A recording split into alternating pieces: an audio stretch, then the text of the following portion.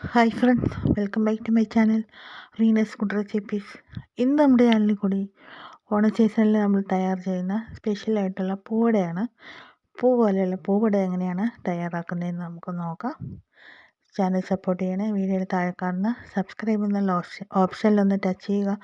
അപ്പോൾ ഒരു ബെല്ലൈക്കൺ വരും, അതൊന്ന് ആക്ടിവേറ്റ് ചെയ്യുക. അപ്പോൾ ഓൾ എന്നുള്ള ഓപ്ഷൻ കാണും. അതുകൂടി ആക്ടിവേറ്റ് ചെയ്യുമ്പോഴാണ് ഞാനിടുന്ന വീഡിയോസിൻ്റെ നോട്ടിഫിക്കേഷൻസ് നിങ്ങൾക്ക് സമയത്ത് ലഭിക്കുന്നത്.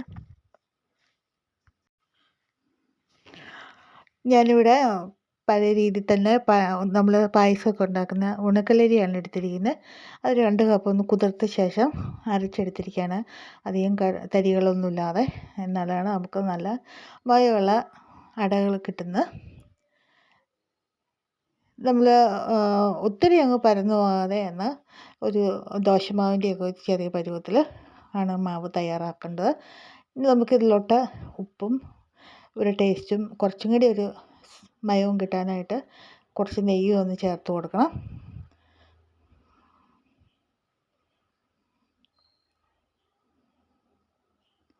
അതിന് ശേഷം നമുക്ക് വാഴയിലയിൽ പരത്തിയെടുക്കണം. വാഴയില കുറച്ച് വലിപ്പമുള്ള വാഴയില ഒന്ന് വാട്ടിയെടുത്ത ശേഷം വേണം പരത്താനായിട്ട്.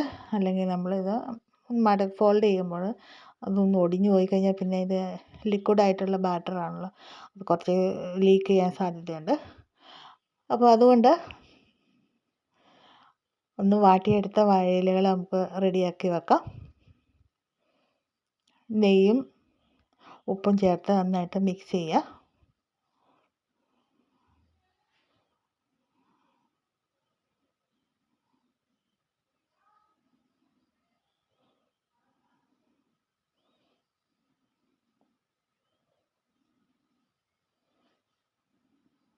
നമുക്കൊരു ഫില്ലിങ് വെക്കുന്നുണ്ട്.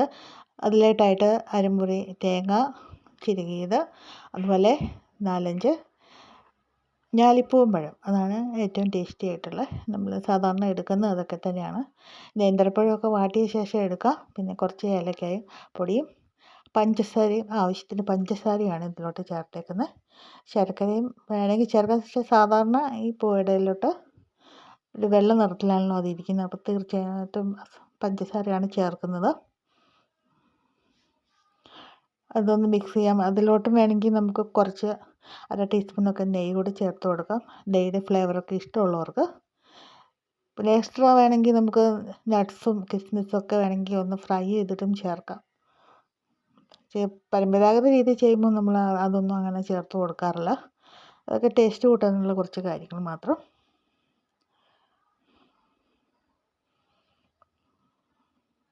നമുക്ക് ഇലകൾ വെച്ച് ഒന്ന് പരത്തിയെടുക്കാം.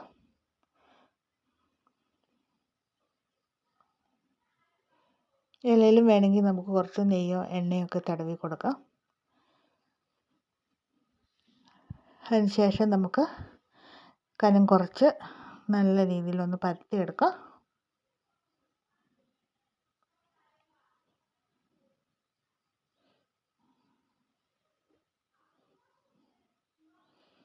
നമുക്ക് ഫില്ലിങ് വെച്ച് കൊടുക്കാം. നമുക്ക് 4 സൈഡും ഒന്ന് മടക്കിയെടുക്കാനുണ്ട്. ആദ്യം 2 സൈഡുകൾ ഒരുമിച്ചെടുക്കുക. അതിനുശേഷം ബാക്കിയുള്ള സൈഡ് മടക്കിയെടുക്കുക.